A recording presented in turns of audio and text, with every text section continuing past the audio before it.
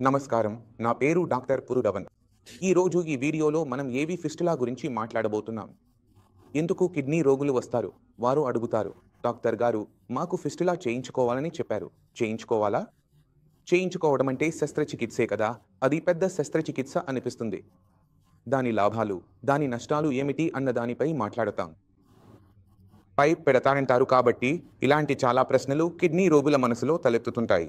వారికి ఫిస్టులా చేయించుకోమని చెప్పినప్పుడు ఈ ఏవి ఫిస్టులా అంటే ఏమిటి అనేది సందేహంగా ఉంటుంది. అది ఎంత పెద్ద శస్త్రచికిత్స? ఇప్పుడు మనం అర్థం చేసుకునే ప్రయత్నం చేద్దాం.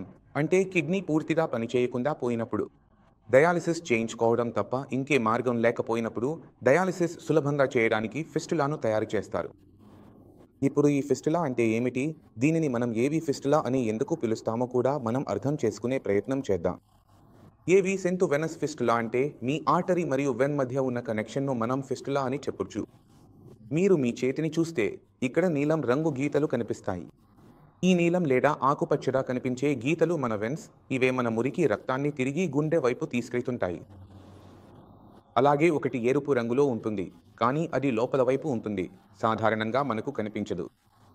చాలా తెల్లగా ఉండే వాళ్లలో వారి చర్మం చాలా పలుచగా ఉన్న చోట అప్పుడప్పుడు అది ఒకసారి కనిపించవచ్చు. వారి ముఖంపై, కొన్నిసార్లు చేతులపై కూడా పలుచటి ఎరుపు గీతలు కనిపిస్తుంటాయి.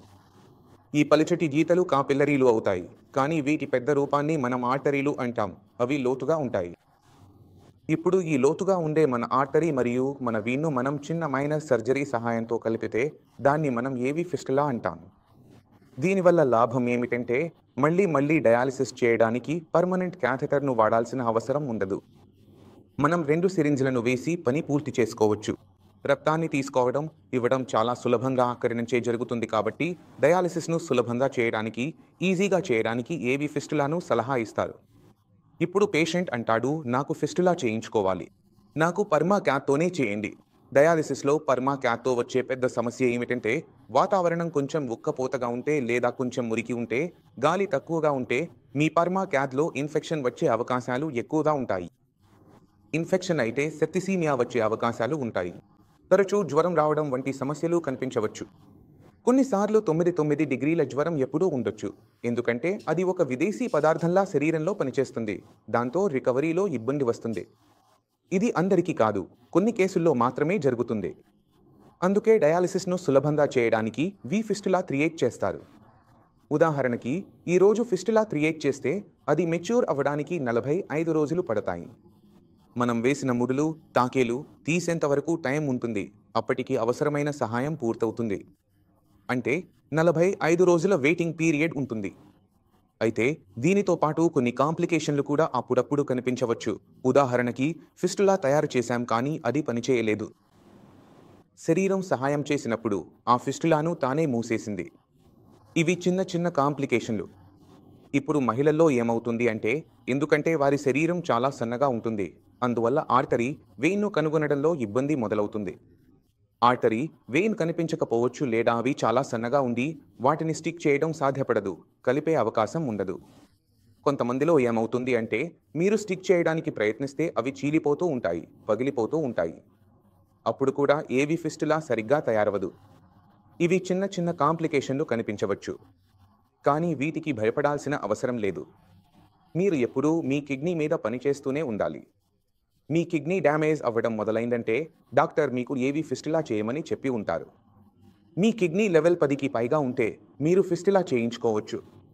మీ కిడ్నీ లెవెల్ 5, 6, 7 దగ్గర ఉంటే ఆ లెవెల్ పెరగకుండా ఉండేందుకు మీరు మీ వంతు ప్రయత్నం చేయాలి. ఇప్పుడు క్రియాటినిన్ గురించి మీరు అర్థం చేసుకోవాలి. అది ఎప్పుడూ తానే పెరగదు.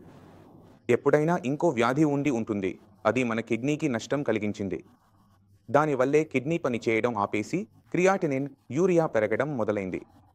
ఇందులో 80% కారణం ఏమిటంటే హై బ్లడ్ ప్రెషర్ మరియు హై షుగర్ లెవెల్. మీ జీవితంలో బీపీ, షుగర్ లేవు అయితే కిడ్నీ డ్యామేజ్ కూడా కాలేదు. మీరు ఈ వీడియో చూస్తున్నట్లయితే మీ బీపీ పెరిగి ఉంటే అదే మీ డయాలిసిస్కు ప్రధాన కారణం అవుతుంది. అందుకే మనం మన కిడ్నీ కాకుండా చూడాలంటే మనం మన వ్యాధి మూలాన్ని పట్టుకుని పని చేయాలి. కిడ్నీ ఫెయిల్యూర్ కేసుల్లో 80% కారణం బీపీ, షుగర్ అని తేలింది. కాబట్టి ఈరోజు మీ బీపీ చెక్ చేయండి, షుగర్ టెస్ట్ చేయండి. అవి నార్మల్ లెవెల్లో ఉన్నాయో లేదో చూసుకోండి. మీ బీపీ షుగర్ను ఏదైనా ధరకైనా కంట్రోల్లోకి తీసుకురావాల్సిందే. ఇప్పుడు పేషెంట్ అంటారు, డాక్టర్ సార్, మీరు నాకు ఎంత ప్రెస్ చెప్పినా నేను అంతా ప్రెస్ చేస్తాను. ప్రెస్ 1 కిడ్నీ ఫెయిల్ పేషెంట్కి అవసరం. అవసరానికి మించి ప్రెస్ చేస్తే పేషెంట్ శరీరం చెడిపోవడం మొదలవుతుంది. శరీరానికి బలహీనత వస్తుంది. ఎందుకంటే పేషెంట్ ఏమీ తినడం లేదు. రొట్టి, కూరగాయలు కొద్దిగా తింటున్నాడు. ఆకలి తక్కువగా ఉంది. శరీరం బలహీనంగా మారుతోంది. శరీరం బలహీనంగా మారుతుంటే శరీరంలో ఉన్న అన్ని అవయవాలు కూడా బలహీనపడటం ప్రారంభిస్తాయి. అవి మీ ఊపిరితిత్తులు అయినా, గుండె అయినా, మీ కిడ్నీ బలహీనంగా ఉండకపోయినా సరే. ఎందుకంటే మీరు తినే ఆహారమే కిడ్నీకి కూడా అందుతుంది. మీ శరీరానికి ఆహారం అందకపోతే మీ కిడ్నీకి కూడా ఆహారం అందదు. అలాంటి సందర్భాల్లో ఏమవుతుందంటే, మనం బరువు తగ్గినప్పుడు మొదట్లో మనకు క్యాట్నిన్ స్థాయి 12 నిమిషాల పాటు తగ్గుతూ కనిపిస్తుంది. పేషెంట్కు అనిపిస్తుంది, బాగుంది, నా క్యాట్నిన్ తగ్గడం మొదలైంది. నేను అనుకున్నాను, నా కిడ్నీ బాగుపడటం మొదలైంది. కానీ 2 నెలలు గడిచిన తర్వాత శరీరంలో అంత బలహీనత వచ్చేస్తుంది. ఇప్పుడు కిడ్నీకి పని చేయడానికి శక్తి ఉండదు. అప్పుడు క్యాట్నిన్ స్థాయి వేగంగా పెరగడం మొదలవుతుంది. శరీరంలో ఉన్న ప్రోటీన్ అంతా అయిపోతుంది. కాళ్ళలో ఉబ్బసం రావడం మొదలవుతుంది. మీ హిమోగ్లోబిన్ చాలా తక్కువగా ఉండటం మొదలవుతుంది. కోట్లోంచి లేవడం, కూర్చోవడం, నడక, తిరగడం అన్నీ ఆగిపోతాయి. ఆహారం తినాలనే ఆకలి పూర్తిగా పోయిపోతుంది. ఇలాంటి రోగిని ఆ స్థితి నుంచి బయటకు తీయడం చాలా కష్టం అయిపోతుంది. కాబట్టి మీరు ఇది అర్థం చేసుకోవాలి. మీరు 40 ఏళ్ల వయస్సులో ఉంటే వచ్చే 40 సంవత్సరాల కోసం మీరు ప్లాన్ చేసుకోవాలి. మీరు 12 నెలల ప్లానింగ్ చేయాల్సిన అవసరం లేదు. మీరు వచ్చే 40 సంవత్సరాలు చేయగలిగే పనిని చేయాలి. అందుకే తినే విషయాల్లో కొన్ని విషయాలు మానేయాల్సి వస్తుంది. పులుపు మానేయాలి, బెల్లం మానేయాలి, సేందా ఉప్పు కూడా మానేయాల్సి రావచ్చు. కానీ రొట్టి కూరలు తినాల్సిందే, ఎంతైనా తినాలి. మీరు రొట్టి కూరలు కూడా తినడం మానేస్తే అది చాలా తక్కువగా తినడమే అవుతుంది. లేదా పరిమితమైన కూరగాయలు మాత్రమే తింటున్నారు. లేదా రోజులో 2 సార్లు తింటున్నారు, 11 రొట్టెలు తింటున్నారు. ఇలాంటి డైట్ మీరు తీసుకుంటే మీరు ఆరోగ్యంగా ఉండటం, మీ డయాలిసిస్ ఆపడం అసాధ్యంగా మారిపోతుంది. కాబట్టి మీరు అర్థం చేసుకోవాల్సింది ఏమిటంటే, బీపీ, పీసీని నియంత్రించి మీ శరీరానికి బలాన్ని ఇవ్వాలి, బలహీనంగా చేయకూడదు.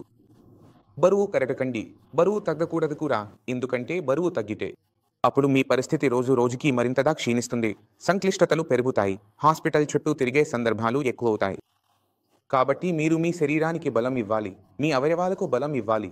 మీరు వాటికి బలం ఇచ్చినప్పుడు మాత్రమే ఆహారం ద్వారా, మందుల ద్వారా మీ స్థాయిలు ఎంతగా తగ్గిపోతాయో చూడండి. నేను మీకు స్వయంగా రిపోర్ట్ చూపిస్తాను. మీరు రిపోర్ట్ చూసిన తర్వాత మీరు మీరే అర్థం చేసుకుంటారు. రోగిని కలిసిన తర్వాత కూడా మీరు మీరే అర్థం చేసుకుంటారు ఇది అంత కష్టమైన పని కాదు అని.